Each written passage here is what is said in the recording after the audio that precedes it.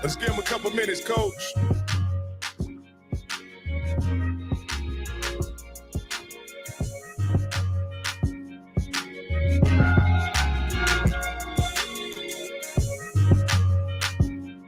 Oh yeah, they jumping in now. Hey everybody, if you on Scotty's channel, make sure you go down in the description. Go down there and select. Go over to Rocky's channel and make sure you join us on the HBCU Coaches Corner on my page as well, man. You can watch on Scotty's, you can chat over there, but make sure you like and subscribe on both channels.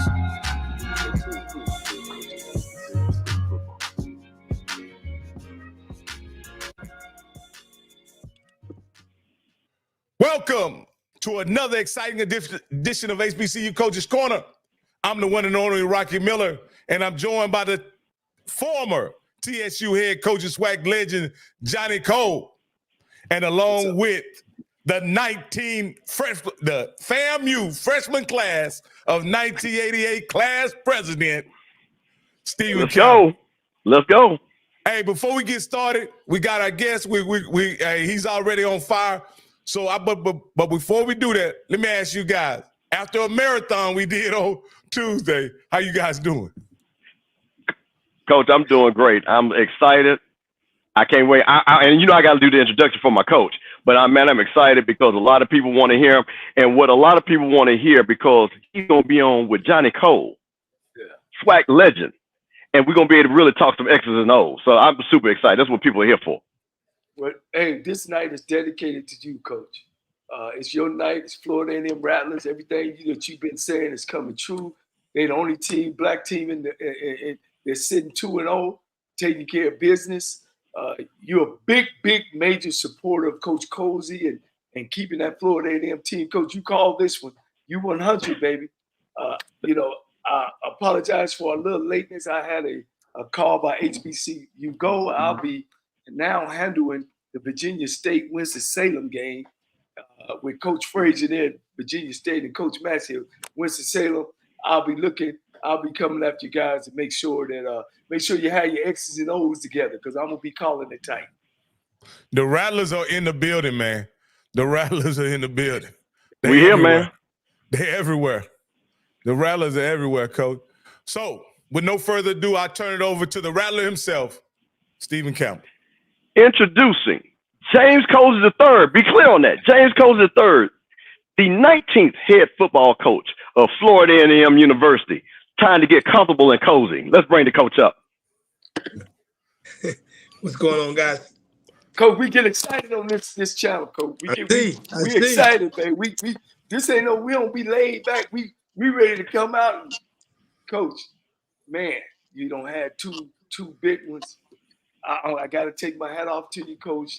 Y'all made great changes. Y'all made great adjustments. Coach, Florida A&M head coach, man, your first opportunity. How do you feel? Well, great. I think, a lot of the, I guess experts didn't think we'd do as well as we did the first couple games. You're going against two really good head coaches, coming out with obviously with Norfolk State and South Carolina State. But, happy. Obviously, you're playing two teams that you don't necessarily have all the feel that you would want on them. And coordinators did a really, really good job making the adjustments that we needed to make. And, you're sitting here with two close games and you're sitting 2-0. I mean, as a football team and as a staff, we're extremely happy. Yeah. Coach, I'm going to get in this side, and I know Coach Campbell and Rocky going to come. Coach, you're a head coach of HBCU. Your background has no HBCU in it. And you've been around. You know your business. You know the game. You've already displayed that you're a great head coach. And I know coaching on the 1A level as you have, and of course, you've crawled before in the junior college path. Did you think it would be the HBCU give you the opportunity, or in your career, did you want to be a head coach at a PWI? Well, I'll say this, both my parents went to Albany State. So they, I spent a lot of time at the Golden Rams over there in Albany, Georgia, from age 1 to 18 years old. So, you're always you're going to be happy with whatever opportunity that you may have. So this is the journey that I've taken, or that I'm a part of right now. You're always going to want to be a part of something, and I'm extremely happy. This is my second opportunity being as a head coach, but obviously my first one, at the NCAA level. And hey, when I came in here in 2022 and learned from what I learned while being with Coach Simmons, why not be the 19th head football coach at Florida A&M once this opportunity became available? Yeah. Now, you coached at the PWIs like we talked. Now you coached at the 8 HBCUs, and everybody's trying to make a distinct difference between PWI players and HBCU players. In the field, of course, it's 53 yards wide and 100 yards long. Is there a difference? And what are the similarities of the kids that you've coached on a bigger level as opposed to HBCU level? Well, first thing people try to mention is the resources or whatever the case may be. But I see athletes. I see athletes regardless of the level. We got guys that, our starting corner had the opportunity to go to the PWI level this past year, but ultimately decided to stay at Florida A&M. We got guys that have transferred from the PWI level, and if you ask them, they're gonna more than likely say some of the resources might not necessarily be like at the PWI level, but they will also refute by saying that, the love that the student body, the love that the administration, that you truly, truly get the respect, from the alumni, from the respect and the love from the student body, right? So, there's some goods and some bads, you know what I mean? But the players that I have, they're extremely happy to be here at Florida A&M and wouldn't choose to be at any other institution, whether it was an HBCU or a PWI. Yeah, I was just going to say that. One more question. I'm going to turn it over to you guys. I was going to ask you that. Of course, coaching at the PWIs after them games and them 70,000, 80,000 fans, and when the game's over, you run right back in your car, drive. But now, when you got your own people, 18, 25, 30,000 watching you, you get to go back and see them all in the parking lot, see them after the game. They pat you on the back. How much does that mean to you, to see your mom, them, the HBCU guys? I'm pretty sure some of your friends. How does that you feel about that once those games over? I use those both weekends that we just had, right? Obviously you get 1.5 million watching, our football game in Atlanta, but then you can't overstate the fans that we had while we were in Atlanta. The love that we had, the crowd noise, et cetera, et cetera. Then you come back. And then we have our home opener, packed house, Bragg Stadium, a lot on the line. South Carolina State's coming in with their great head coach and their football team. Obviously with the intention of beating us, but also ruining our streak, right? Well, we're behind.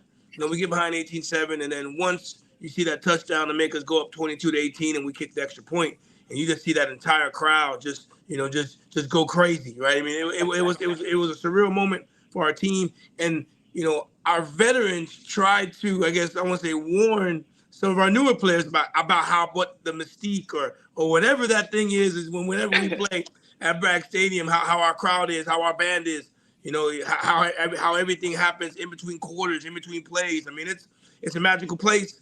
Championship DNA all across that, not just on that field, but the fans that are surrounding it. Then after the game, then you have to wait because there's nowhere to go. That's right. Either you go to Perry Street or you sit in the locker room and wait until all this crowd goes down. So, the last 2 weeks have truly shown our newer players, that what it's like to be a FAMU Rattler.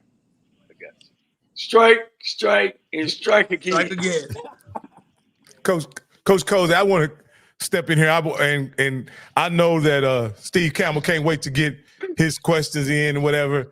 No, take your time. Take your time. I want to ask you a few questions here, Coach. Yes, sir. Coach, going back shortly after Willie Simmons took an opportunity at Duke, there was talk. I'll just say talk about who would be the next head coach at FAMU. You were immediately named the interim. And then there are some, I don't know if you want to call it confusion or misrepresentation, misinformation happened during that time frame. But it was no doubt who the fan base of FAMU wanted a head coach, who the alumni wanted a head coach, and even who the faculty wanted a head coach. With a literal people standing up on the table insisting that you become the next head coach of FAMU. Does that add added pressure coming into this season where you have to be successful to make sure that those people stood up for the right reason? Well, I'll say this: the more, you know, I won't say as long as it took, but going through that month while everything was going on, it gave me the opportunity to truly show that I could be the head coach. When I was named the interim, I had to go through making a schedule, right, for spring practice. I had to make our weight room schedule. So I grabbed the people that our strength and conditioning coach Forney, the two people that I was going to hopefully add as my coordinators. We got our schedule together. We talked about our January plan. We talked about recruiting. We put together a schedule for February for our off-season program and for spring, for our spring camp. So, our AD, right, got a chance to see everything that I would be doing during that time frame, right? So, going through interviews, going through all of the things that we had to go through. When I was given that opportunity to be the interim head coach, in our conversation, she's like, "Hey, coach, you're the head coach. I need you to be the head coach. I need you to keep this thing going." So every single day that went by, every minute that went by, those are the decisions that I made was as the head football coach at Florida A&M, not just for the month of January, but for the near future. So, does it add pressure? I just think being the head football coach at Florida A&M is the pressure to begin with, right? You're the head coach of a team, the reigning HBCU national champions, right? And as we continue to go through this thing daily, they want to go back, and not a day goes by that talks about, "Hey, coach, we started in Atlanta, we want to end in Atlanta." The nation's longest winning streak, the home longest winning streak, all those things that goes in to be, having part of the job. That's part of the job. I understand that, but I also understand the responsibility of being the head football coach at Florida A&M. Man, it's a big time opportunity. To me, it is the best job in the country, and I approach it like that every single day. Hey, Coach, you weren't when you got called back to Tallahassee, I think probably in 2022, if I'm not mistaken. You're no stranger to Tallahassee. Many of you people may not know that you were a two-sport athlete, not only in high school, but also for the University of Florida, for Florida State University. With having such a rich history, I even watched a clip earlier today where you made the clinching interception in a Florida State Miami game, Coach. So you not only were on the team, you actually played on what I would consider one of the best college football teams to ever play. With that being said, how much did that familiarity with Tallahassee and your history as a player at Tallahassee allow the city to get behind you as being a head coach? Do you think that played into a factor of you had buy-in from people that normally wouldn't be interested in who is the head coach at FAMU? You had other people who wanted you to represent Florida State University as the head coach of FAMU. Well, I don't think it hurt. Obviously, playing at Florida State and having Coach Bowden, on my resume or as a guy that I learned from, but I will say this: I think Coach Simmons definitely hiring me, giving me the opportunity to be here, letting the alumni and the fans, see the work that not just myself but everyone had put into the program, and that was big. Obviously being here and meeting the alumni, meeting the fans, and Coach Simmons is backing. Definitely helped as well. Him and I had conversations, in the past, and he knew my intentions of wanting to be a head coach again. So, the likelihood of it happening, I didn't know. You know what I mean? Obviously, nobody knew what Coach Simmons was going to be doing at the end of the season. But I will say this: when he did make the decision, and then he recommended to our athletic director, hey, the person that should be doing this should be Coach Colzie. I definitely know that helped as well. The Florida State stuff, playing and then being a grad assistant in Tallahassee. But we got a different fan base, right? We got a different fan base. I had to make sure that Florida A&M Rattlers were excited to have me as well. So being in the city was great. The newspapers and people that were kind of on both sides definitely helped. But the most important thing to me was the love of the alumni, our players, our boosters, and our student body. With that being said, Coach, I'll turn it over to one of the esteemed alumni of FAMU at this time. I got the one freshman thing, class president of 1988, Stephen Kemp. Now let Coach Cole. Coach Cole, go ahead, Coach. I just said playing at Florida State, and it's been now the head coach at Florida A&M. Well, you know where the wild was at. You know where the street. You know where the senior assistants like. Look, man, they down on Crenshaw. Go down there, get the kid. Well, I had to go speak at the Florida State Touchdown Club today, and we had all the Knowles in there, and Vaughn Wilson got me in there. But there was about 15 to 20 Rattlers that were also in the building, and obviously Florida State's going through their own deal as far as opening the season, but they wanted me to talk about Florida A&M, but wanted to make reference to all the things that we did at Florida State. Well, I said, listen, hey guys, I'm here wearing the green, I'm here wearing the orange, I'm not wearing anything garnet and gold today, and my heart and everything else that's going on right now is with FAMU, and they gave me the opportunity. They blessed with the opportunity, and again, I have to say that I'm honored, to be the 19th head football coach, because this is a responsibility that I take very, very seriously. Last thing, Coach, and I'm gonna let my man turn it over. All right, Coach, with your background, were you going through that? How did you get to Florida A&M? I mean, again, with your background, I know coaching. You're up, you're down, you're up, you're down. Were you floating and people don't understand there's two types of coaches, one to get hired and one to get fired. Whether they tear you, whether the head coach is fired, you're fired. You're looking for a job. Right. So that's what I was saying were you looking for a job? And then if so, look at you now. And that's how coaching is. I've been doing this since '99. And my journey got me into Canada for 7 years. I was the defensive coordinator at a university in Vancouver, British Columbia. We won a national championship that year.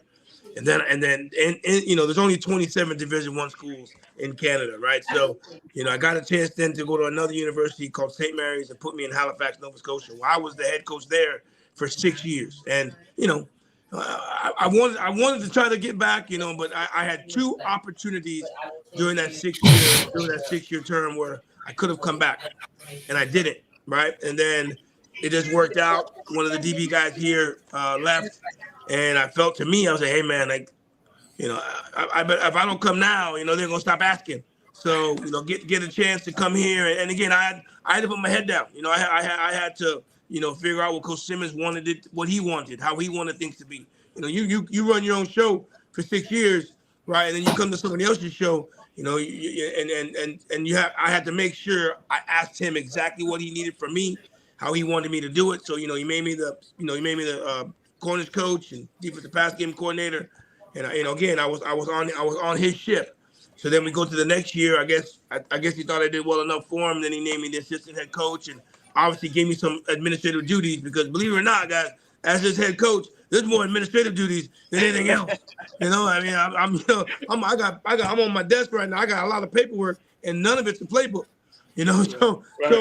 Understanding administrative duties, making sure I wanted to make sure that everything Coach Simmons asked me to do, I wanted to do it at the maximum level. I wanted to make sure I did everything for him, so he never looked bad in anything that he asked me to do. So, doing that, obviously, and I guess I made enough of a good impression for him that when he decided to move on, that, he felt the alumni, through, the supporters here, that I would be the next best option. And I'll tell you this, I can't let him down.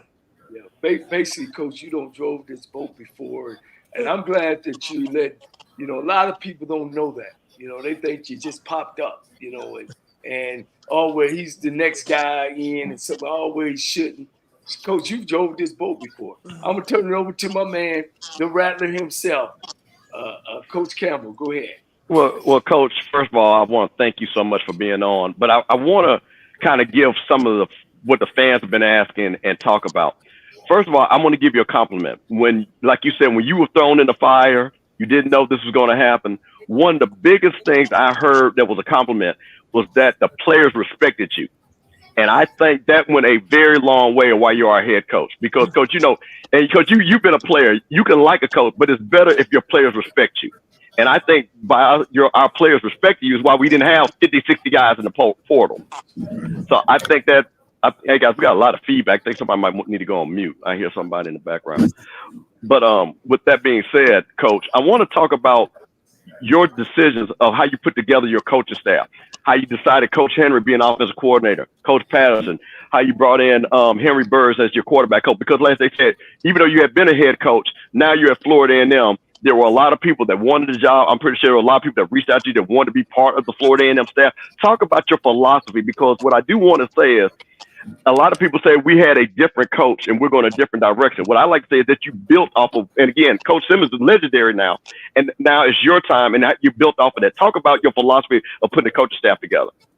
Well, we talk about continuity, but in all reality, when you lose a guy like Coach Simmons, who just wasn't our head coach, right? He was our offensive coordinator. He was our quarterback coach. So in all reality, you're trying to replace three different people, So, but I felt that it was important that whatever we were doing defensively and whatever we were doing offensively, I thought if we were going to keep, the best way to keep our players was to keep them doing the same exact thing that they had seen successful. Right, so I couldn't come in here and just start running the option. Not saying it's a bad offense, but I couldn't come in there doing that because the guys that we recruited, right, we recruited to play a certain defense and a certain offense, right? So I thought it was extremely important. I know Coach Henry was our coordinator on paper, but we all know Coach Simmons was the one that pulled the trigger as far as the calls go. But in all reality, I thought Coach Henry really, really deserved this opportunity, right? He's done a lot of good things here, and he continued to do a lot of good things here. And hey. And I'm a person, when you do well, similar to myself, when you do well and you get promoted, that was an easy transition for me in regards to Coach Henry making him the offensive coordinator. Coach Patterson, believe it or not, right, he was our defensive line coach. And the best coach position that we've had at FAMU since I've been here has been our defensive line. You know what I mean? So again, a guy who's done a great job as an assistant. He was also our co-defensive coordinator, last year. Again, I just thought it was a likely fit. We want to run the 4-2-5. We want to run our quarters. We want to do everything that we've done defensively over the last 2 or 3 years since I've been here. I thought it was, again, a likely move, especially after Coach Smitty had left. The likely move was ultimately moving Coach Patterson to be our defensive coordinator. But the only thing we did change was I wanted him to coach the linebackers because I wanted him to be, I wanted him to make sure he had input with the run game, but also make sure he had input with the pass game. So those were the two guys that we named as our coordinators, right? So now we got, I obviously trying to replace Coach Simmons as the quarterback coach, a very, very tall task. Henry Burrs being one of the greatest quarterbacks in history in Canada, the relationship that I knew of him. But in all reality, I would like to say Coach Henry, right, was the one who started the conversation. He's the one that got together with Coach Burrs. He understood the importance of that position. So when they had the interview, I was a part of it. But once I knew Coach Burrs was on the interview, it was almost a no-brainer for me as far as him, coming in, knowing the game, knowing the success that he had at the not just at the collegiate level, but at the professional level, right? So he came in as our quarterback coach, great fit, understands the game, understands exactly what we need from that position. Well, Coach Patterson, after being named the coordinator, right, we needed to find a DB coach, and then we needed to find a defensive line coach. The DB coach that we ended up hiring was Coach Pope. He was a guy that played for me at West Georgia between 2008 and 2012. He knows what I want from those defensive backs because I had to coach him. So he understood what I needed, the details, the techniques. So it was a great fit for me because he was a guy that I could trust to coach them exactly the way I wanted to coach them. And then obviously we get Coach Walker, an NFL guy, guys that come from Oklahoma, great experience. A guy that's going to do exactly what Coach Patterson wanted from the front. So, we did a really, really good job with our hires, but they were guys that had to learn the system. I didn't really care how much they knew. I needed them to know what we were doing offensively for Florida A&M and what we were doing defensively for Florida A&M. And that was part of the interview process. I needed them to understand what we were doing because they were going to be the ones that had to learn it while we already had guys that already understood and knew what we wanted to do on both sides of the football. So great fit. They've done a great job for up to this point. And obviously I need them to be great men. and all those people that we hired are also great men as well. That's awesome. Now, Coach, I want to ask you a question. When you were talking about one of the things, and you talked about Coach Simmons' offensive guru. One of the things that I've seen the first two games is the continuity. We still, and from scheme and play call, we still got guys running wide open. That means you guys are setting up plays. That means you guys are studying the opponent. So is that continuity that you're talking about, Coach Henry, knowing the play calls, knowing the offense, is that what really helping to keep us, again, keeping that offense in gear along with Daniel Richardson? Well, I'll say this. I think with Coach Henry understanding the offense completely allows him to throw in whatever he does. So, we script our first half, right? And then what we do after that, we script our second half based on what we like and what we what we don't like. Which again, to me, is great. I mean, he understands the offense. Obviously, being around Coach Simmons, but for me, obviously, with him being the offensive line coach, he plays multiple offensive linemen. He plays 9 to 10 offensive linemen in the game. You know what I mean? We got offensive linemen coming in as tight ends, right? He understands the need of making sure everyone gets involved. But as you mentioned, he does a heck of a job of setting up plays. Coach, I want to ask you something as we getting into your coaches, whatever. When we were down at the Swag-MEAC Challenge, Coach Cole and we met you right there on the field before you got on the field, and you were doing something very. And that's the way we had to. I'm sorry, Coach. That's the only way we can catch you, Coach. We call Obama. He answered the phone. Oprah answered the phone. Hey, look, I told the guys, Coach, I said, man, when I get down there, I don't care where he at. I'm going to talk to him.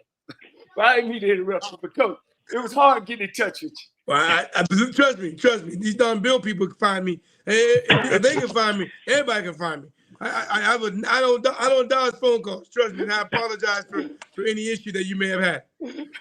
Hey, Coach, and you gave us your number right there on the field. Yes, sir. You couldn't talk to us very long there because you were doing something very interesting. I thought that was very interesting as a head coach. You were down there drilling the DBs right there on the field. Is that a responsibility of yours? Is that something you just, are you working off some nerves? What are you doing? And you really slanging that ball, Coach. So it was looking real good coming out your arm. It did surprise me that you were a baseball player, once I did my research on you. Well, I don't want to lose the job that got me the job. You know what I mean? I've been a defensive back guy my whole life, and that's what I played.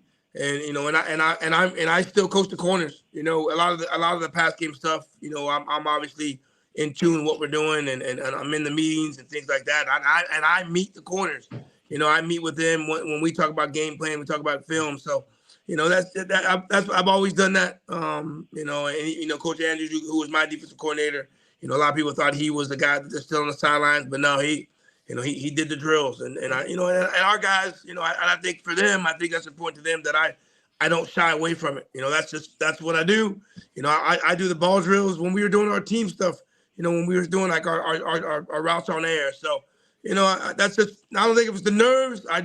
I've been doing it until I can't throw it anymore. I won't do it. So, but I love doing it. Love still. That's part of my game prep. That goes along with our players' game prep. Go ahead, Florida A&M Rattlers. Okay, Coach. So again, a lot of people, we played 2 games. We're 2-0. So talk to us about, again, and I think this is why I'm most proud of you, Coach. A lot of people, hey, in their mind, Coach, again, like you said, you've been head coach before. But for a lot of people, they don't know your career. So they believe you're a rookie head coach, right, in their mind. A lot of people, the perception. But talk to me about when we're in those 2 games, we're behind, and the defense, and another thing too, I think, and a lot of people know, we lost a lot of stars off of defense. You came in, brought a lot of new guys in. Talk about, because I know you talked about our linebackers, not so much we were getting blown off the ball or anything, more about assignment football.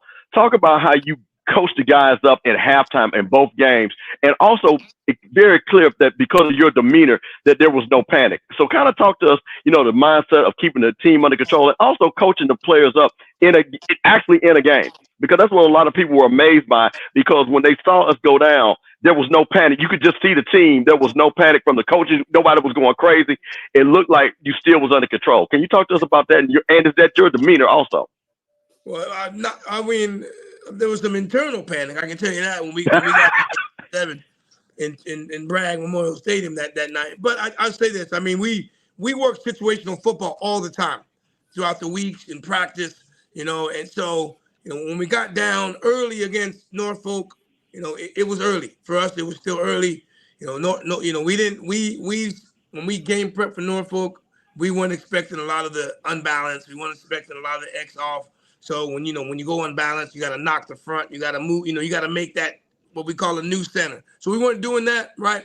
But with the new technology, with the iPads, we were able to see it, right, and then make the appropriate changes. With South Carolina State, similar, right? They weren't giving us unbalanced, but they were giving us some X off stuff. So it was the change that we had to make. We had to wait to get them to the sideline, and so once we get you to the sideline, we can find out what you're doing. I got trust in all my, whether it's offense or defense. I got amazing trust for those guys. We were able to do that, make the appropriate changes, right?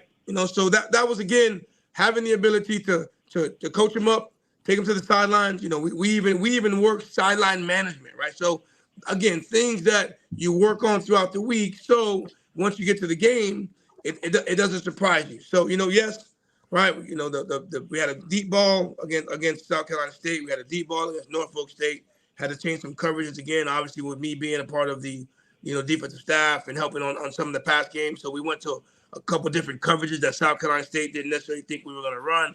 So, again, it's a collective effort, but our coordinators lead it, right? I talk to them. We talk about it, how we want to do it, how we want to fix it, and then we execute on the field. So, again, our coordinators are doing a great job. I mean, they're also new to this. Coach Patterson, Coach Henry, Coach Gamble, who handles our special teams, we talk a lot, right? We have our coordinator meetings. We talk about how we want things to happen. And if it doesn't happen that way, we know how we want to make adjustments. So, again, it's not just me. Trust me, it's not just me. It's a collective effort, and I got to make sure I give props to my coordinators and the rest of our staff. Coach, I wanna ask you this, because I've noticed something watching your first 2 games offensively, right? I believe that Willie Simmons was an innovative play caller. However, he was what I would consider a risk. He took risk very early in the game. He was more of a risky play caller. I see Coach Henry being more methodical, more deliberate, taking his time setting up his opponent. Am I correct in that assessment, or is it just been the game plan that's dictated how the flow of the game is went? Well, I mean, Coach Simmons is a former quarterback, and Coach Henry is an offensive line coach, right? So, the mindset must be a little different. But I'll say this, we had Jordan Musa, right? We had a big time quarterback, Musa. We had him as the quarterback, a guy who had 2 years, player of the year. We could sling it up and down the field. We wanted to be methodical with a new guy, right? No matter, regardless of what the success Daniel Richardson had at the FBS level, our main strength for us is our offensive line, and we felt that we needed to make sure we try to establish a run game in these first 2 games, not try to put a lot of pressure on Daniel Richardson, because being the quarterback at FAMU does come with pressure. So, but the best position on our football team, in my opinion, this year is our offensive line. So we want to make sure we establish certain things up front. Well, maybe we can set some things up, later on down the line. So, we're a different team. We're winning differently over the last couple of years. And, Coach Henry, again, maybe a little bit more methodical, but I think a lot of it has to do with who our quarterback is and what we feel is the best part of our offense at this time. Coach, you have to be honest. Coach, you guys don't have a game manager, Coach. You guys have a bona fide, solidified playmaker. We knew that. We knew that, and I'll say this, and I'll be remiss without saying this, though. Junior, who's second team for us, did a hell of a job this summer, guys. I need people don't really realize how close this decision was for us. And again, obviously Daniel is the one who's reaping the benefits of being a starting quarterback, but Junior did a very, very good job challenging him. And every day we went 1A and 1B. But Daniel Richardson, obviously, right now, the first 2 games, the biggest thing for me is no interceptions. and he's getting the ball to our playmakers, whether it's the running back, the tight ends, or the wide receivers. So, we're hitting different people now. We don't have that. Last year we had that bona fide guy. The year before that we had that bona fide guy. Now, we have a bunch of other people that we can throw the football to, and I love the way our tight ends are being used right now. Well, let me say this, Coach, because the biggest thing in HBCU football this past weekend was the transition of Andrew Body and O'Brien. You kind of jumped. I was going to ask you a question about, all right, you brought Richardson in. You had a guy that's been in the program.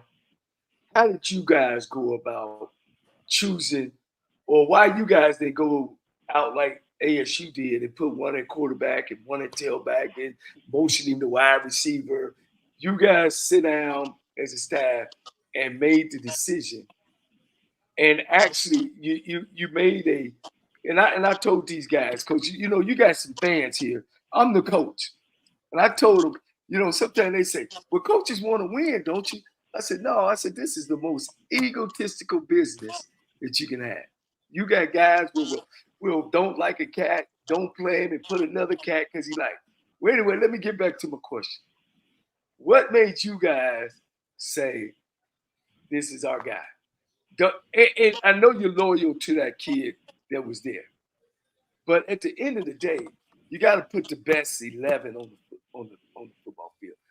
Winning supersedes everybody's emotions, everybody's feelings.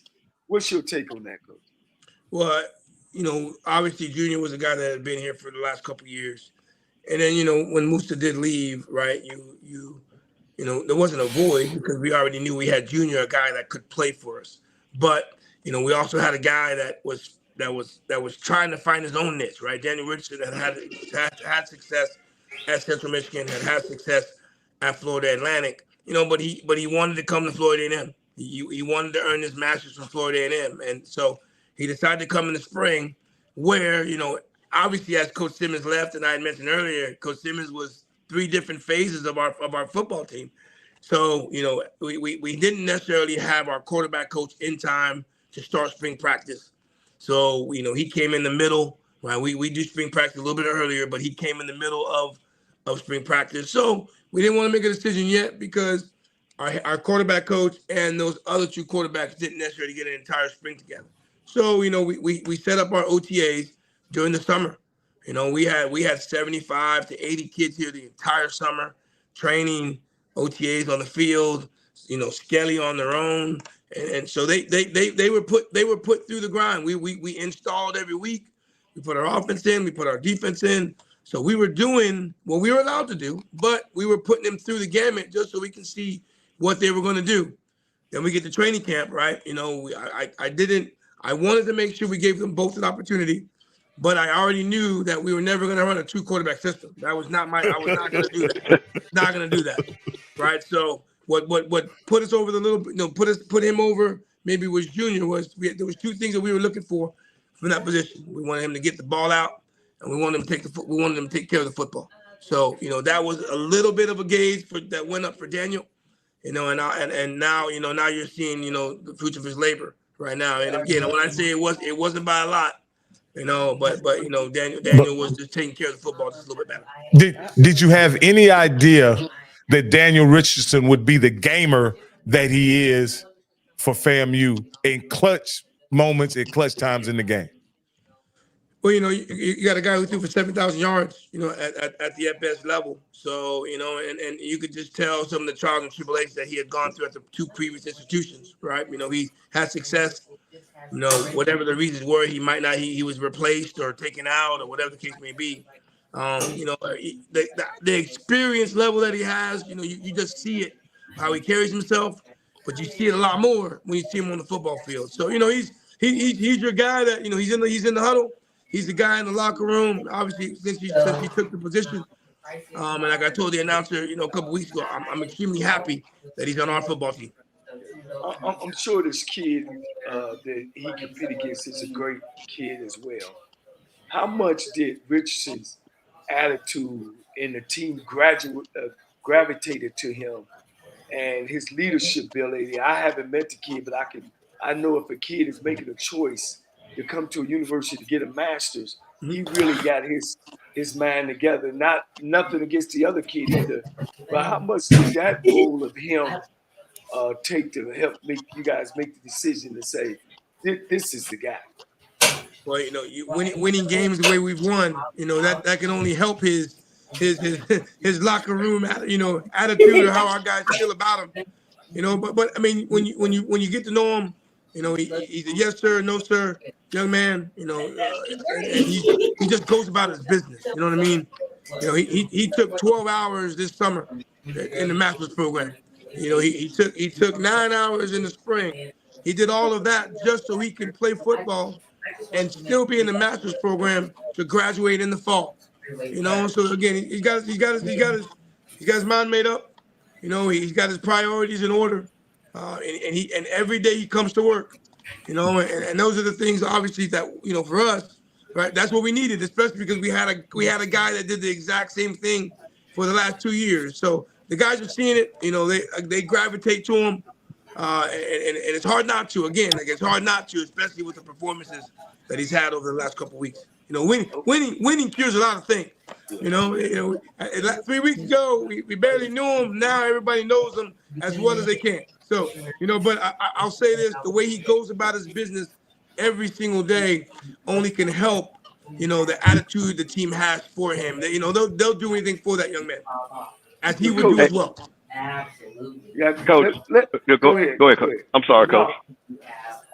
Well, let's talk turkey for a minute, Coach. Let's talk some football, because I know them Florida and them Rattlers out there, and they ready to buy their tickets to Atlanta and everything else. You're a defensive guy, Coach, and you still got that hole that they rushing somewhere, and you gotta. I know you gotta stop the bleeding.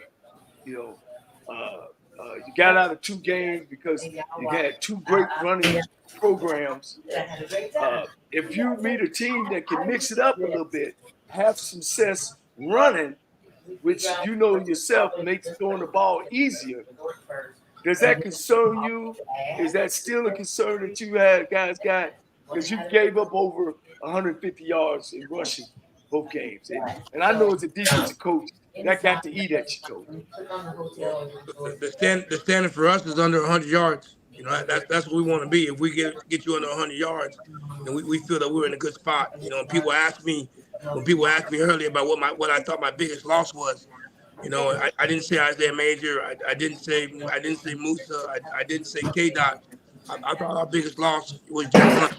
The way he commanded the middle, and we got a couple guys that we can hopefully get to that point, but Jalen Hunt, obviously him leaving and going to another institution, we when we were trying to recruit and try to duplicate the things that he did for us, right? It was hard to go by, so now you get the you get Cameron Donald from Kennesaw State, you get Clyde Pender, who was at North Carolina.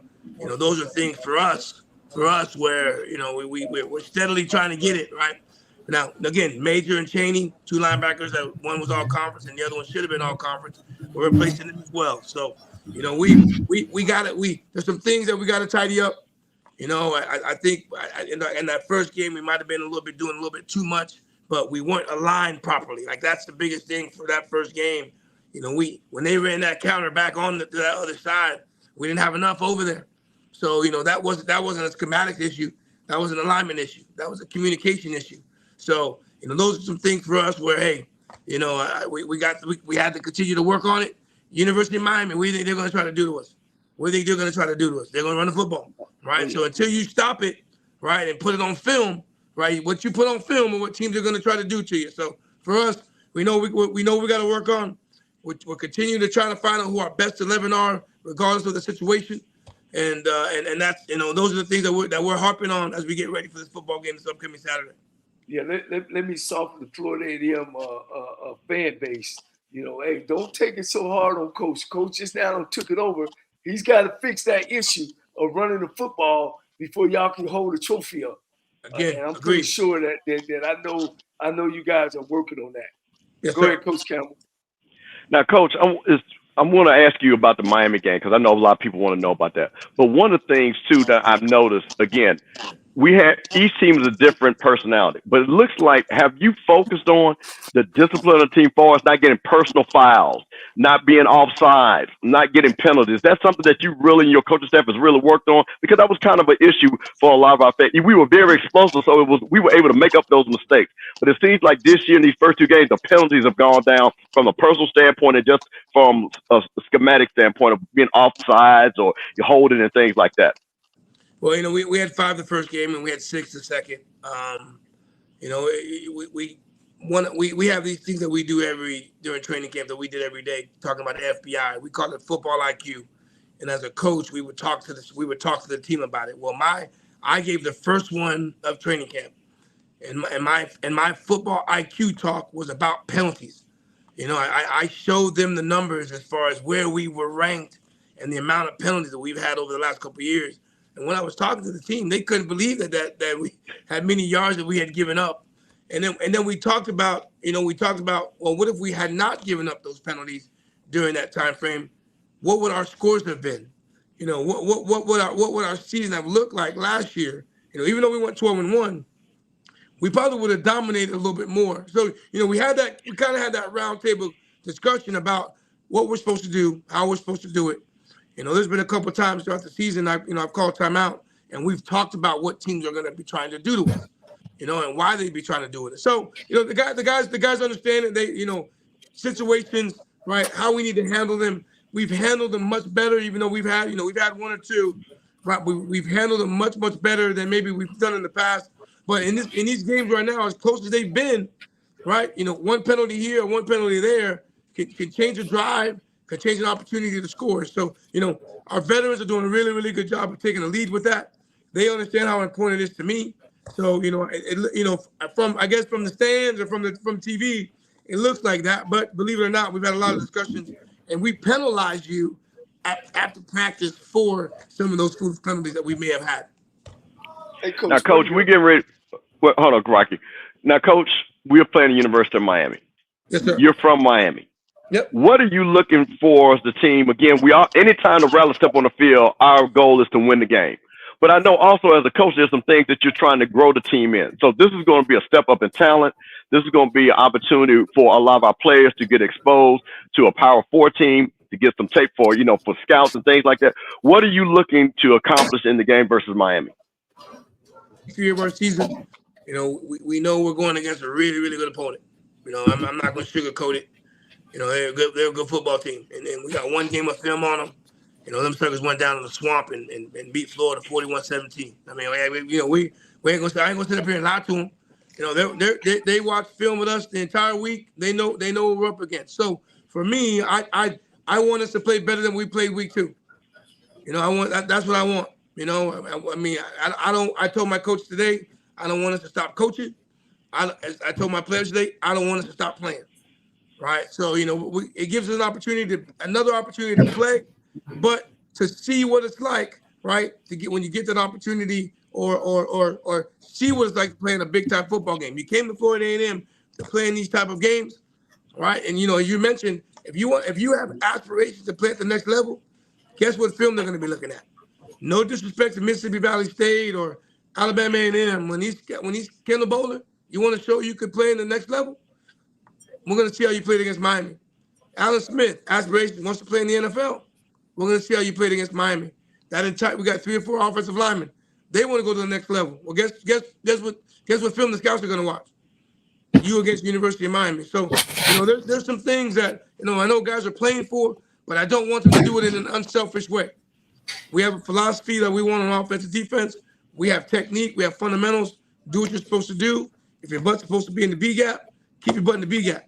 If you're supposed to run your out route at 9 yards, run your out route at 9 yards. So, I want us to play better than what we played last week. Those are the things that I would like to see, and that's what we're going to try to get to when we play Saturday. Is this the type of game where? I'm sorry, I'm going to give you one more. I'm sorry, just one more because I just want to follow up on it, Coach. Is this the type of game where you see where the other players, the second Strain will get opportunity to also play to see what they can do. Give them some time because we've had 2 close games where maybe you didn't get a lot of players in as you wanted. Is this the type of game where, hey, maybe we can put a couple of guys in to see what they can do also? Is that possible in this game? Well, I think we do that anyway. We always want our best 11 to be out there. So when it's 3rd and long, we got a different 11 out there on the field. When it's 1st and 10, when we're in nickel, we got a different 11 out there on the field, right? Offensively, if you noticed, we've played multiple tight ends in different situations. We've played multiple running backs, right? So in our game, even though we start with 11, defensively we played almost 23 to 24 people. And offensively, we've almost played 24 to 25 people. So we do that anyway, right? And I continue to tell our coaches, hey, we got to continue to develop. I want to get next year's team ready this year, right? So we got guys that are playing that aren't necessarily starters, right? But when they hit the field, we want them to play like starters. So we're traveling 70, right? You're probably going to dress 105. So, right. But you're exactly right. We need to continue to develop our players, right? We'll continue to do that. We'll give them opportunities to play. But I think for the most part, we've done a good job of that already, right? And I think that getting a chance to play against this type of crowd and this type of environment can only get us ready when we got to go play Alabama State. When we got to go play Jackson State. They've already been in that. They've already played in the big crowd. They did it. They're going to be able to do that Saturday. They did it in Atlanta, but it gives us continue to give us an opportunity to get ourselves ready to play big time college football in a big time environment. Yeah.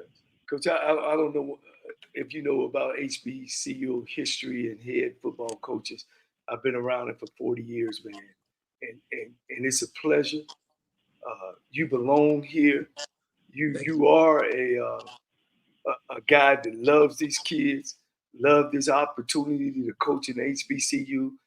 The way you coach them is at a higher level. I can look in the future that as long as they have you there will be some kids that go to the next level. We've been low these last 15 years of kids actually leaving and going to the next level.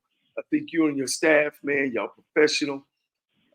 Those 2 games I've seen, I can't say enough about Chennis Berry and his football team, enough about Oldham.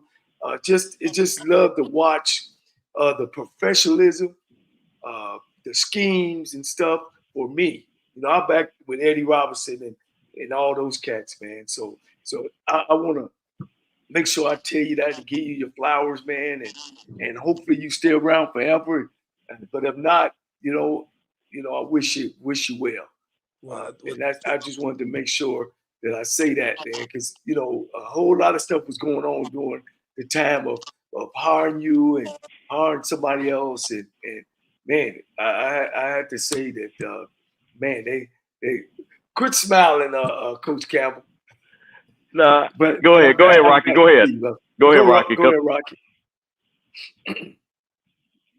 No, guys, I just wanted to say that, Coach, you in your first 2 games you performed.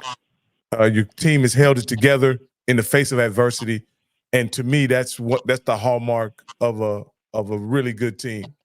Going in, this is kind of the same kind of question, but I'm gonna get more specific. Do you see a time where you can play junior this upcoming week in the game against Miami?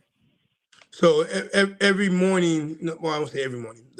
The morning before we play, we have what we call play the player meetings, and then when that happens, it's right after breakfast.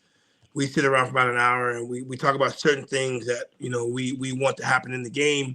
How many, I want my coordinators and position coaches to come in and tell me who they're thinking of playing, right, and how much and when. So. When that grade sheet comes out and you told me that this guy was going to play this amount of plays, right? Then I want to see that. I want to be able to see that, right? So, and I'll say this: in our first 2 play the player meetings, it was the opportunity was we wanted to get Junior in the football game. We wanted to play him, right? Well, then now we get to the first game and we talk about when we want to do it. Well, hell, we're down 14-0 now. You know what I mean? And then you get to the game against South Carolina State. We wanted to get him in then, but Jalen Richard was playing well, right? And even though it wasn't showing on the scoreboard, Richardson was doing a great job with his reads, and so we go into the game, every game, wanting to play him. We want to play him, right? So I think there's going to be a good chance to to do that, but we don't want to necessarily ruin what maybe Daniel Richardson has going on, especially during those games. So if you look at those two games, there wasn't necessarily an opportunity to do so, but going into Saturday, there's always been a plan, especially for the first 2 weeks, to try to find a way to get Junior in the football game. Say, Coach, I want to ask you a question. You coming in, being a new coach for Florida A&M University, of course, with the defending HBCU national champions. FAMU won the first 1AA champion. You come in, and Coach, immediately they want to see you, like you say, go back to Atlanta. What have you done with the new coaching staff with the oversized expectations? What have you done as a coach to make sure that you keep the team focused and understand that, as they say, one game at a time, but also knowing that the end goal for FAMU has always been a national champion? Well, I mean, our veterans do a great job of leading that parade, where they know, hey, to get there, right, we got to make sure we take care of this day. Obviously that's the end goal, but we're very, very conscientious about being where our feet are. Right now we're making sure that we got to make sure we're on time tomorrow so we can hit that flight, right?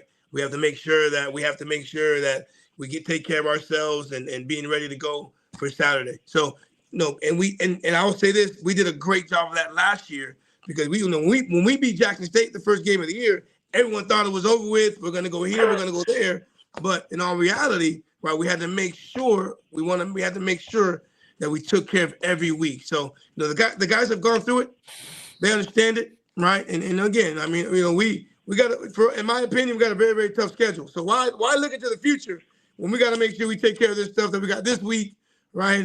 You got to get healthy, then take on another division, another FBS program. So I can't worry about October until we take care of them in September. Now, Coach, I want to shift gears one thing, and we'll get back to the football. But I'm a huge football fan. I was actually in Tallahassee when you came to Florida State. Now, you came to Florida State in one of the most legendary recruiting classes of all time. Ward Dunn was in your class. Scott Bentley, remember you guys needed a kicker. Darrell Bush, Renard Wilson, Peter Bulwer. When you playing at Florida State and playing at a high level, and Coach Mickey Andrews, who Deion Sanders talks about, legendary defensive back coach, what did that type of playing in those big games that you played in, playing for a national championship, Rocky talked about you making stuff.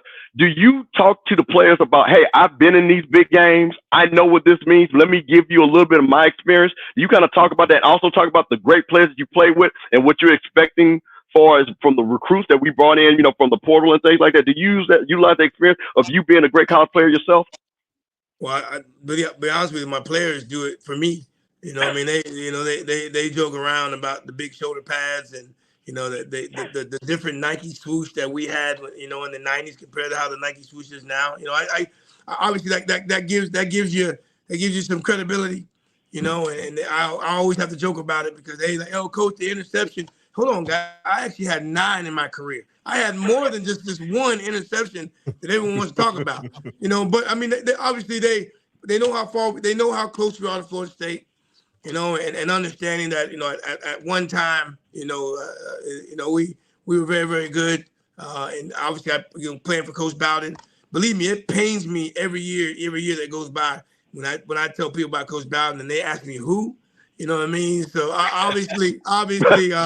They get a chance to see, and again, that gives me instant credibility. And obviously the guys that I've coached. I've had Antonio Cromartie come in and talk to my team. Brian McFadden, guys that I've coached that have gone. Wow. Okay. So the credibility that doesn't hurt. You know what I mean? And obviously you get Cromartie saying, "Hey, Coach Colzie knows what he's doing. He's a great coach, but he's gonna love you. He's gonna love you hard, and he's gonna love you. He's gonna love you. So, those things help. But it was a blessing to be over there. I was blessed around. You mentioned Scott Bentley, that big time recruiting class that we had. Scott Bentley was the one that was on the cover of Sports Illustrated because they felt that we would finally make a kick, and then he did. But we had some really, really good players. And those guys now are successful businessmen. They're successful men. after football, which to me is the best thing to talk about, because even though they played and had the success that they did, them coming in and talking about the quality people that they became is equally important to me. So, Coach, your former teammates, do they come in and how happy are they for seeing you getting this opportunity? And first of all, like they said, they know about Florida A&M because, again, right in Tallahassee. How happy are you for that you get this opportunity? And now they supporting you, or they say, hey, Coach, what do you need? What can we do to, make it even better? No, they've asked me questions, right? They want to definitely get involved. Like, believe it or not, like, I don't know if you remember Forrest Conley. He was a big left tackle that we had. Left tackle 79, I believe. Yep, exactly. And well, he is now. He's going to be the announcer of the game this upcoming Saturday. So I was doing my ESPN ACC talk, and Forrest Conley and I we just took over the interview because we just talked for 20 minutes before we could actually even talk about the football game. So obviously they're excited. We got a really, really close bunch. We've been close for years. We've been at weddings. We've been at funerals. So we as our group we came in close. We're still close, and they're obviously definitely excited. They asked me. They've already asked me, "Hey, Coach, what's going to happen this weekend?" And I haven't responded back. So but obviously we've been close since we were 18 years old, and we're even closer now as we get into our late 40s. Hey, Coach. That's awesome. Hey, Coach. Now I'm gonna ask you to address something that a lot of people in the HBCU space has had a lot of fun with, made a lot of jokes about, but they were hoping that it would somewhat affect the performance on the team. And it's that $237 million donation that led to the firing of the president, the AD, and some other administrators. Coach, has the team been completely insulated from that? Have y'all even thought about it? I know there are a lot of HBCU schools out there hoping that would somehow affect the continuity and consistency of the defending national champions. So can you tell us how that played on campus and specifically among your football team? Wasn't really talked about. We obviously know that we had no control over that entire situation. You know what I mean? The guys kind of joked about, how much of that maybe was going to come to football. You know what I mean? But to be honest with you, even myself, we never even discussed it. Never even came across it. We would have loved to have had it, but it was tough. It was tough for the people that are affected. You know what I mean? And obviously these are people that that I came across on a daily basis. But for us, it didn't faze us, right? But we do know that it affected some of the people that we did talk to, talk to on a daily basis, right? So the president was the one who gave the final sign off for me, so that that was tough. That was tough to hear, But I'll be honest, like our guys, they just wanted to play, and that's all they really cared about. Coach, let me make a comment on that as somebody who went to Florida A&M and was an actual student. When you're a student at Florida A&M, I'm telling you, I didn't know what happened at the administration. All I wanted to make sure that the caf was open and the girls were pretty and I could get to class. So I'm pretty sure your football players were like most 18 to now 20, almost 23, 24-year-olds, that they had to focus on football, make sure they were going to class, and playing that next game, because that's more of an adult, to me, more of an adult thing that was in the atmosphere. But far as at a student level, and just me personally, it was things going in Florida A&M, and I found out as like, oh, that happened, because kids don't, like you said, don't really care about that. But I do want to ask you, with that being said, how close is this team based off of transition from a new coach? And I keep going back to this because I think this is what's so critical for you having a championship success that I believe that you're going to have. Tell me about some of the leaders on your team, some of even the guys that transferred in, and some of the guys that stayed on the team, like Kendall Bowling and stuff. Talk about some of the leaders on the team.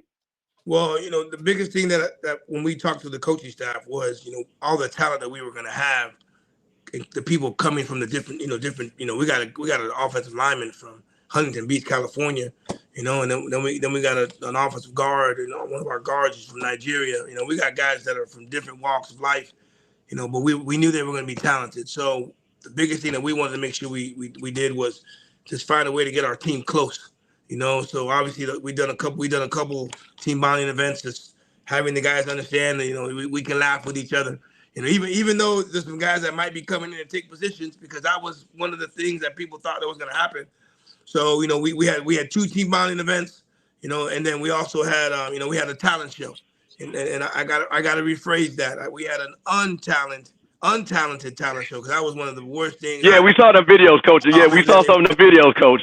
Yeah, we saw that singing. They got football talent, but not no singing talent. Yeah, we're bad. You know, but you know but the one thing that we saw, Daniel Richardson was the DJ, right? We had some guys get out of their shell and really enjoy themselves.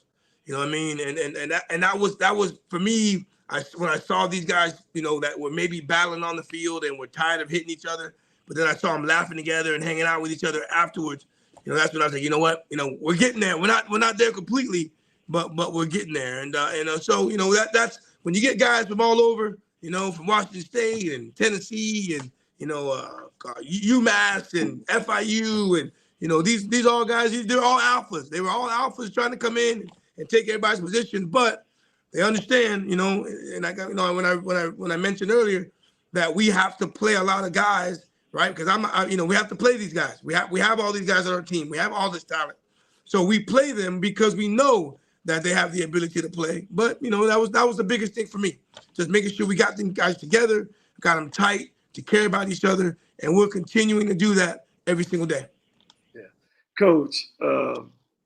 You know, we got some people watching all over the country. And this is your opportunity, of course, to sell your program. And let's just say I got a son. What would you tell them, or what would you want to say to them about you and your program, and why should they choose Florida A&M to go play football? Well, I'll say this. Obviously, the success that FAMU has had in the past, right? You know, I feel whenever I go out and I'm wearing my FAMU stuff, Florida A&M stuff, we got a national brand. I mean, anywhere I go in the country, I've spoken throughout this summer. I've spoken in Las Vegas. I've spoken in Atlanta. I've spoken in Miami. I've spoken in D.C. I've spoken in Chicago. No matter where I've gone, FAMU is everywhere. You know, and obviously, you're getting the opportunity to get the education at the #1 HBCU in the country. You're gonna get the exposure of playing on a national. Every single game that we play on is on national television of some sort. Right. And I think that, and I'll say this, you know, when you come here and you watch a home game and you're not sold, then that means you didn't want to come here to begin with. You know, the whole gamut of playing at Florida A&M and being a Rattler and the support that we receive off campus, outside, alumni, former players, the love is there. The love is there, you know, and I'm excited, right? I'm excited about what we have. I'm humbled about what we have. I'm blessed with the opportunity to get up here and park right in front of that stadium every single morning. You know, the love is there, you know, and I know there's a lot of people on the outside that don't want FAMU to be successful, which is why I love being the head football coach at Florida A&M. Yeah. Coach, now look here. Now I'm about to start something, Coach. I'm about to start. Now you asked me a question. Let me finish my answer. Give me 1 second. Yes, sir. I got to get you something. Hold on. Uh-oh. I bet he Coach get a about to ring. Go short. You know we about to Coach about to brag different. Go short. You know Coach about to brag. No matter what. Tell him, Coach. You're going to get you one of these. Tell him, Coach. You're guaranteed to get you at least one of these. Oh my goodness. Second school in the SWAC that's got it, Coach. Tell them. Them other folks in the SWAC, they talk about it. We be about it, Coach. We got our national championship rings on right, Sunday. Coach. Move it a little bit to your right. To my right, there we go. Yeah. We got our national championship ring on Sunday. They waited. They wanted me to have a meaningful victory before they gave it to me, but we got it on Sunday. So Coach, I want to tell you what. Coach, I want to tell you one thing, and I want to see, and Coach, this is what I'm talking about, brag there. Do you realize that Florida A&M is the only program since 2019 that has beaten every school in the MEAC and every school in the SWAC other than Alcorn? Only Florida A&M University. I did not know that. Exactly. So that's why you hold that ring, Coach, because we brag different. There you go. So you're guaranteed to get one of these, and you're guaranteed to get a great degree from the #1 HBCU in the country. I'm ready to start something, Rocky. Now don't you in prime time, you know, Florida down there struggling. Man, don't y'all run away from us, man. You got us all cheeked up and smile. We got one of the best HBCU football teams in the country. You know, we ride behind you. Hey, I'm starting something now, Coach. I'm starting something. Hey, let me say this, guys. One of the favorite, other than the band, other than football, there's another great tradition that I have come to understand in the HBCU sports. It's called pocket watching, Coach. They like to pocket watch in HBCU sports. And we all know, Coach, that you are not one of the highest paid coaches in the SWAC, right? Coach, with the success that you've had thus far, do you see a raise in your future? I need to hire you as my agent. Hey, I come to work every day. And I believe it or not, when everything was approved, I did that. I did what I did because I wanted to take care of some of my assistants. That's why I did what I did. And hey, it is what it is. It's part of the gig. You win, you get rewarded. I don't know what the other coaches were making, but you keep winning, then you get rewarded, and that's how I go about it every single day. Well, Coach, let me say. Address that. Yeah, well, Coach, let me say this, and you know this from the Rattler faithful when we didn't know what this decision that Coach Simmons was going to do. You know, we raised the $125,000. So, Coach, what I'm gonna tell you this: you keep doing what you're doing, and you come back on this show, I'm going to open my big mouth so we can do the same thing for you because you are on that trajectory. So, Coach, the good thing about it is you know that we do have it, and we're going to support our coaches. So the one thing about it is, and listen to what Coach said, he's working hard. So to all the Rattlers, again, this means support the Booster Club, support the NIL, support what Coach needs. Coach, I know you're going to various places talking about nutrition, talking about the things that the team needs, because the one thing for you to be a champion is we got to support you to be a champion. So I want to make sure to say that out loud also, because I know, like you said, it's not even about you, because it's about you, Coach. You could go coach many other places, Power 4 and all that stuff like that. You're at Florida A&M, and we appreciate you being here. I just want to tell you guys, I love being here. I'm talking to you. I'm talking to you guys in my office, right? I love being here, man. I mean, understandable. Yep. You like to have a couple different things and all that, but man, I got great kids. I got a great staff. I'm in Tallahassee, Florida, one of the marquee cities as far as colleges, as far as university goes. I get a chance to go speak to amazing people every Wednesday, and believe it or not, being the FAMU head coach has a lot of perks, and it's great. It's great to come up here every day, man. It really is. Now, Coach, let me do one thing, and this is for you are well known for your eyeglass wear. Coach, your glasses always fly. Now, do you have a collection of different glasses and things like that? Because one thing I have heard is we know that Coach Colzie, you could be 100 yards away, but them glasses are going to be sharp, Coach. So is that something that is your thing with the glasses and stuff like that? My vision was great for a while, and then I don't know what happened. And, so now I got to wear glasses sometimes to see. But if I'm going to wear glasses, I'm going to try to make them look fly. And so I got to answer your question, I got a few, and then sometimes they match and sometimes they don't. But if I'm going to wear glasses, I'm going to wear what I want to wear. Well, this is what I'm gonna say, Coach. Coach needs an NIL optometry glass deal. So all those FAMU optometrists, I need you to give a Coach Colzie and sponsor him for his eyeglass work. Make you a lot of money because Coach be looking fly now. So, Coach, listen, let me tell you one thing. When coaches come in, I'm going to try to get you some money, Coach. That's one thing I'm going to do. And anybody will tell you. So I'm going to try to get you that eyeglass NIL deal. Coach, our show got a way of getting guys jobs and NIL deals. And, it's one thing about the HBCU Coaches Corner. These two guys do a great job. They're business.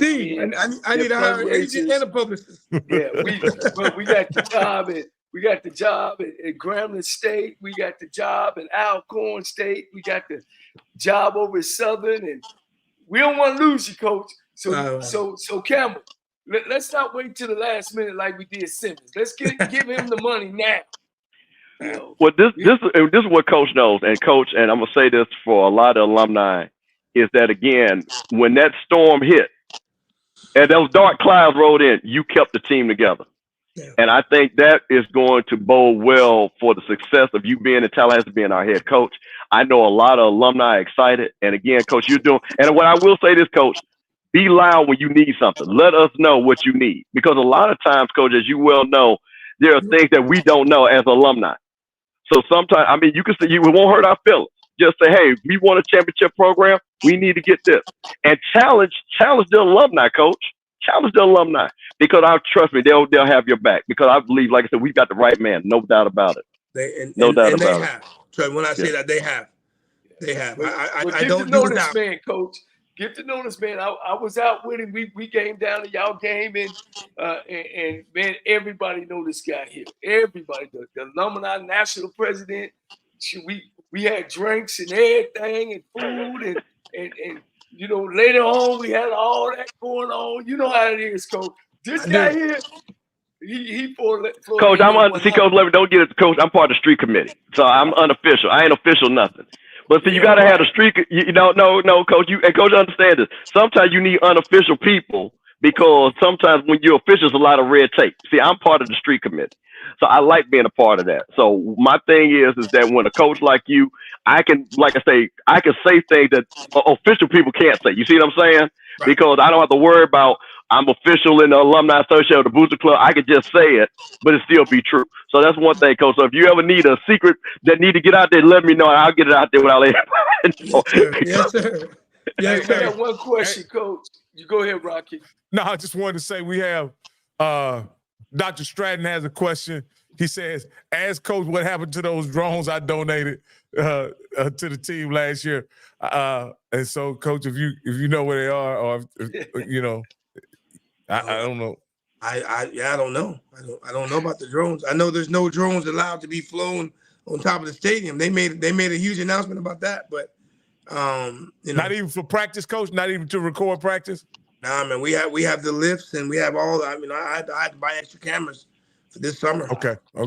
Wow. Yeah. Wow. Well, he got to give you a name. You got to give your name. Somebody signed off on him. Don't worry, we'll find out, Coach. We'll find out that. Well, Coach, I know we've had you for a long time, but I do want to ask you a couple of more questions about, like I say, the schedule and playing in the SWAC.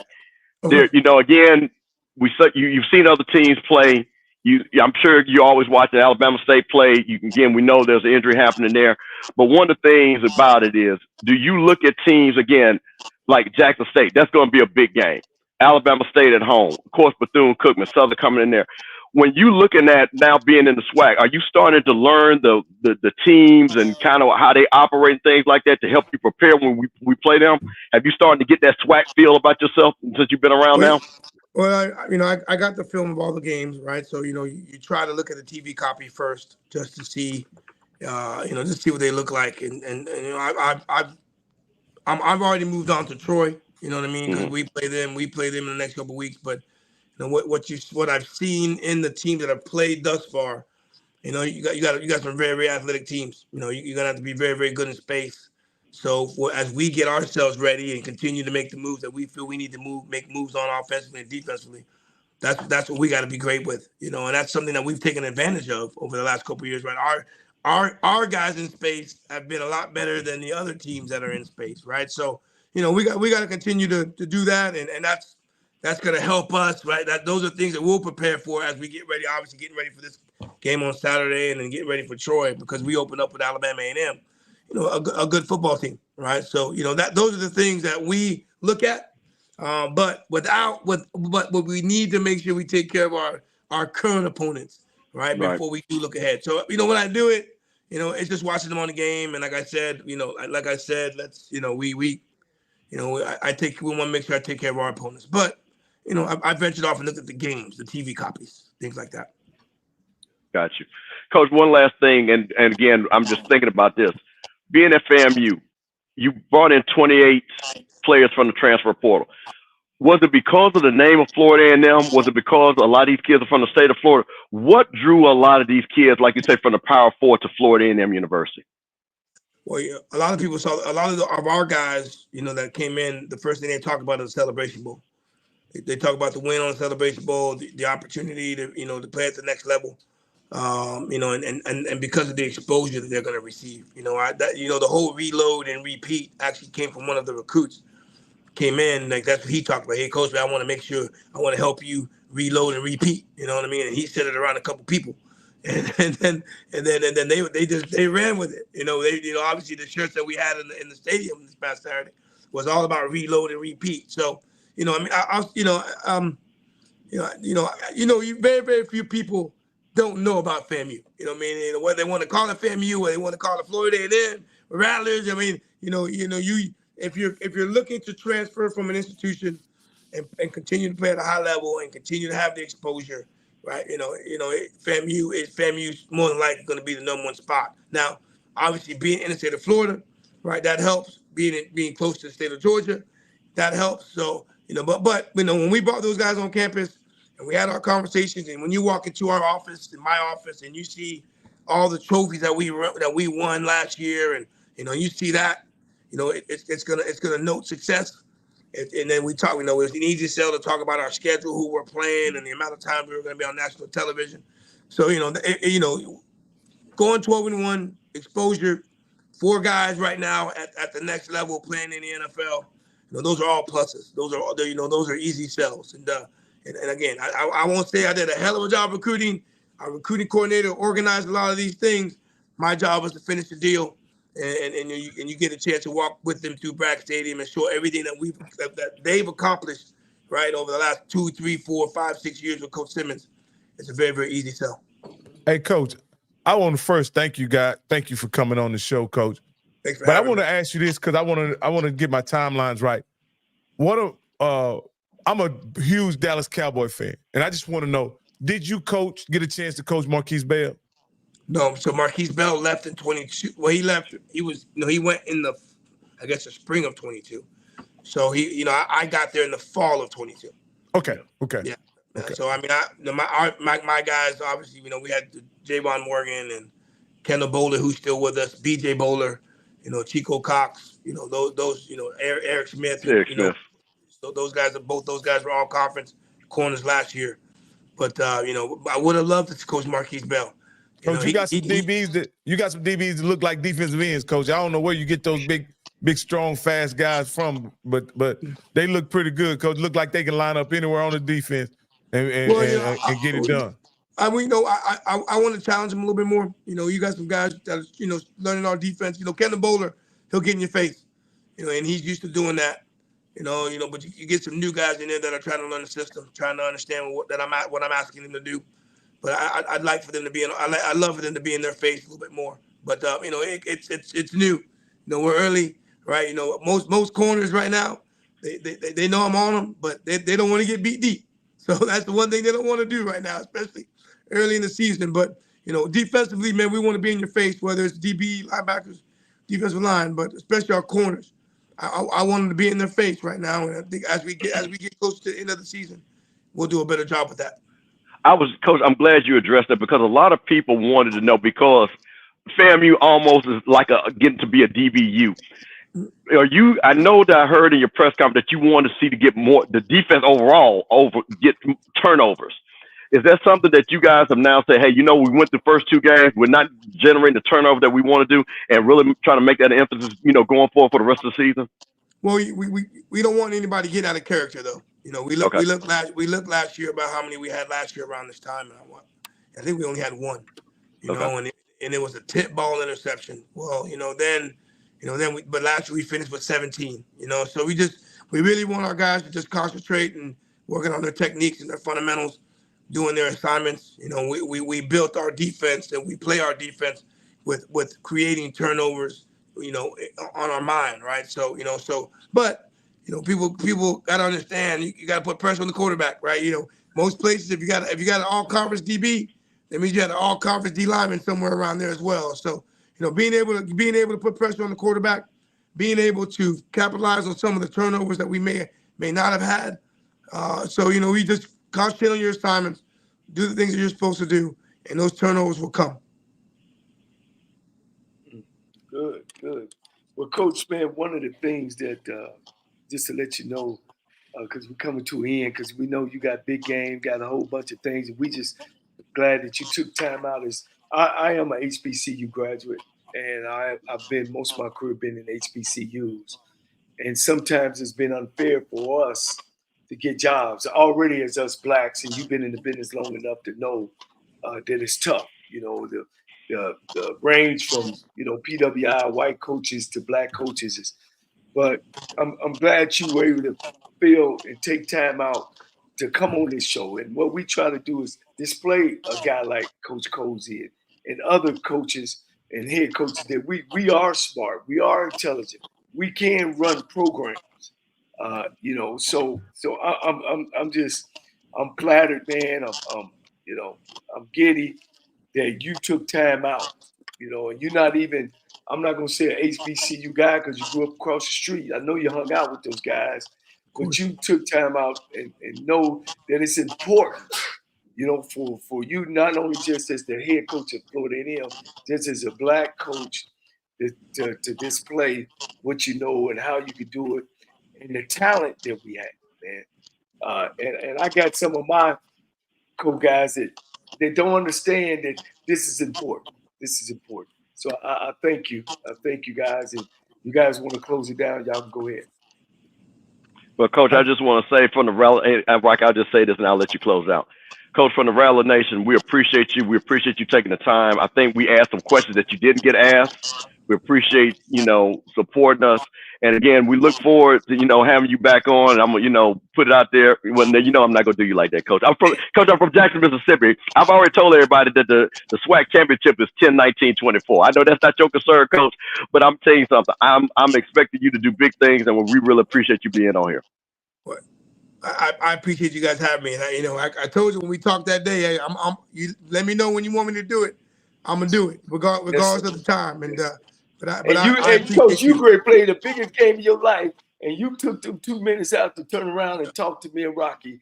Gave us your number. I wish I would have had 10. I wish I would have had 10. And again, I obviously understand them. And this is anytime you get a chance to promote the program, I'm always going to try to take advantage of that. And again, I appreciate you for just asking me to do it. And I feel like I took an hour and a half of your time more than anything else. I just want to say thank you for allowing me to be on, and it was an honor. Thank you. Hey, Coach, I want to thank you, Coach, for coming on as well. I'm a huge football fan.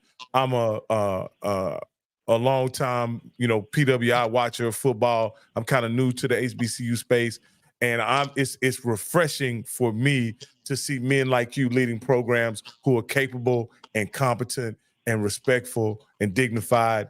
And I know you're not looking for another job or anything like that, Coach. But it's a great, you being presented the way that you are just represent black men in such a positive light.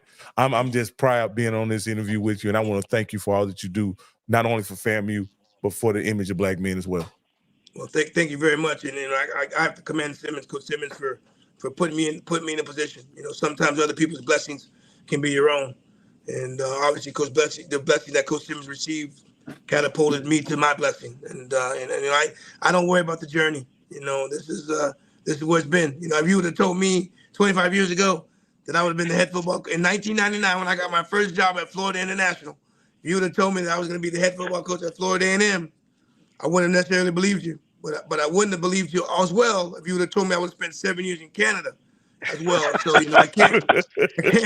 And I'm born and raised in Miami, Florida, and I'm in temperatures where it's -8. Hey, let me tell you something. That -8 is nothing compared. Right, that's the worst I've ever felt. But that was where I was. I had to respect the journey, and I wanted to come back, and ultimately I feel I came back to the best university in the country, and now I have the best job in the country. Not looking to go anywhere else. I love where I'm at. I love the people that I'm around every single day. I mean, believe me, you get a chance to spend 24 hours around here. They love the Rattlers, and they love the head coach of the football team. From what I see. All right, hey, Coach, we made Ward's phone out, Coach. Ward's phone out, man. Listen. There you go. Is he back? No, he ain't back. Yeah. Coach had to plug that thing in. Yeah. But that was good. He ended right on a great note, man. Right Yeah, on a he great ended on a great note, Coach. man, And like I said, it's just Florida A&M, in my opinion. Let me get him back here. Coach, you had to plug that thing in, huh, Coach? We ran your battery down, huh? Can you hear us, Coach? Can y'all hear me? Yeah. Yep. Yeah. Y'all can hear me? Yeah. Yeah. Can you hear me? Well, Yeah. Yeah. Y'all, you can't hear us, Coach? Can you see me? Yeah. Can y'all hear me? Yeah. Yep. You ain't got a headset laying around, do you, Coach? Hello? Coach. Hey, Coach, we just want to thank you for. I can't hear you. Yeah, Coach, we just want to thank you for joining us, man. We appreciate you being on with us. I know. With us. And is it last words? You can't hear, but Coach, we got you. We gonna see you later, Coach. Hey, maybe get back on. I'll see you guys. Thanks, Coach. Thank you, guys.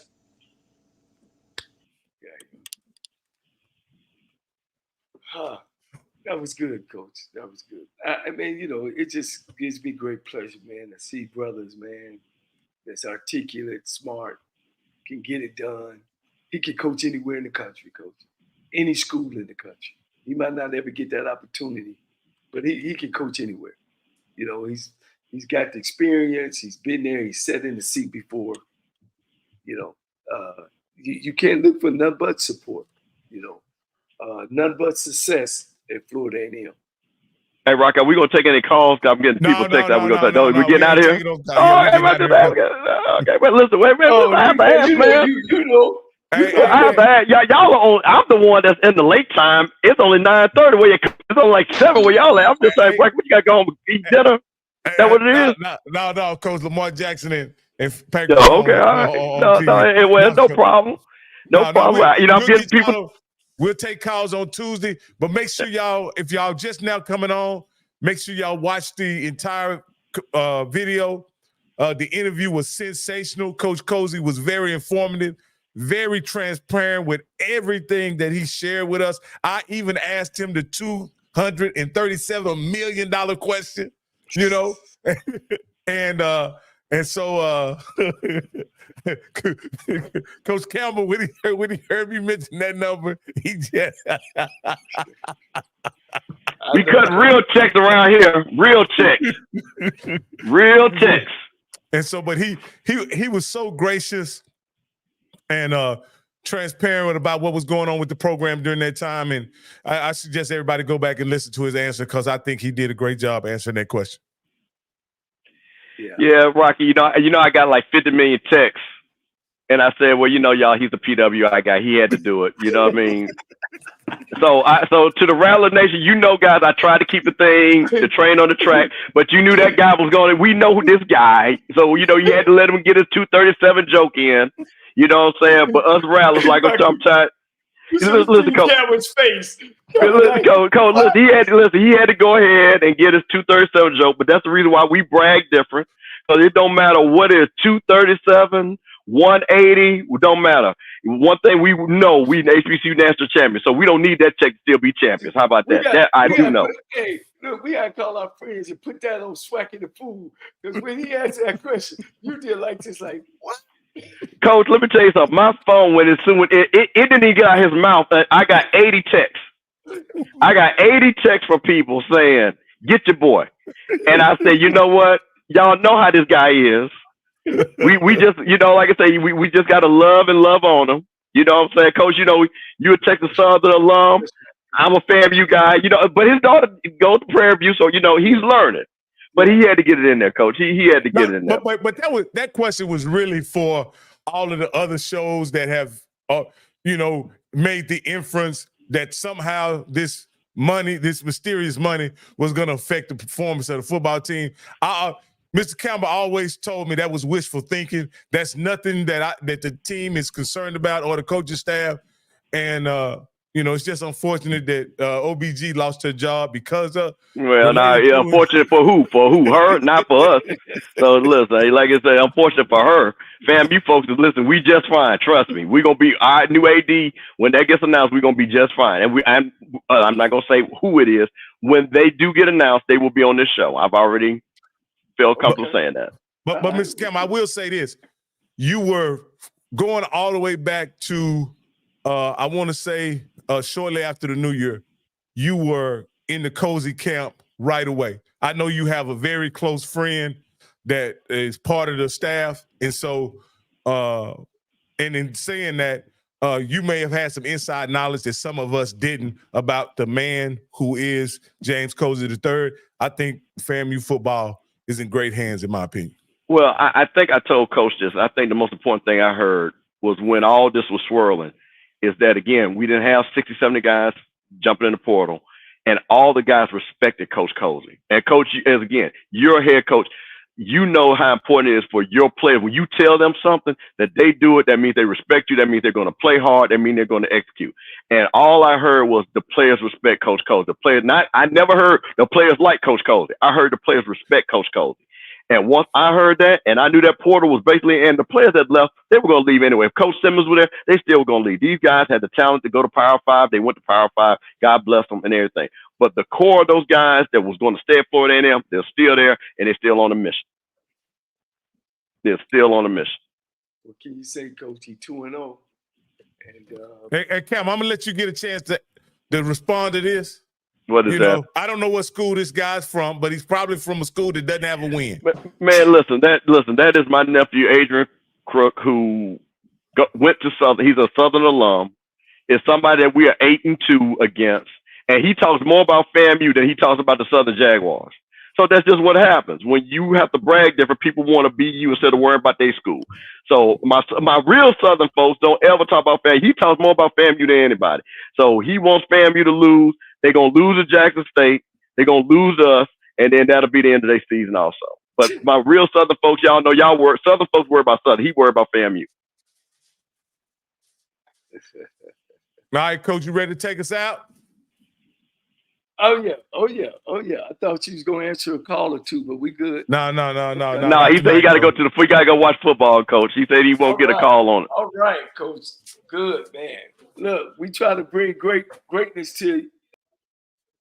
I think everybody is picking up, and other podcasts are kind of taking our route, that we are getting these head coaches on.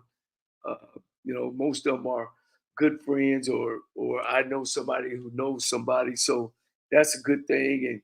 And we gotta make sure that we support these black men and taking on our youth, our young men, and making them men and making them great men in their community.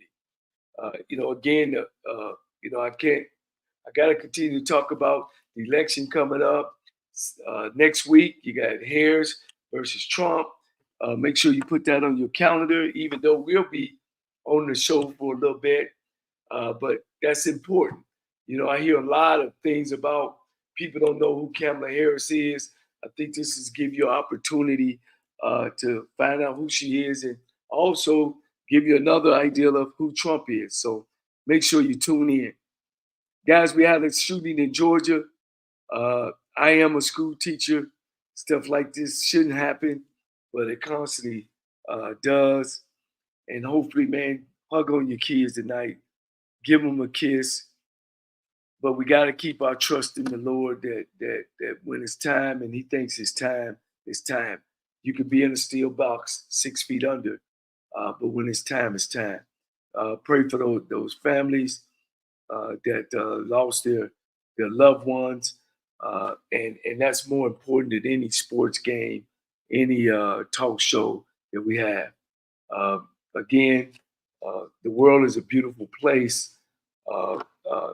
Enjoy it. Enjoy every minute of it. Living in America, I know one would argue, I think it's the greatest place in the world to live because it has so many opportunities and not necessarily to live free. But if things ain't going right your way, look for tomorrow. As I always say, if you're having problems, Hang on to your rope and tie a knot and hold on tight because ain't nobody bad like you.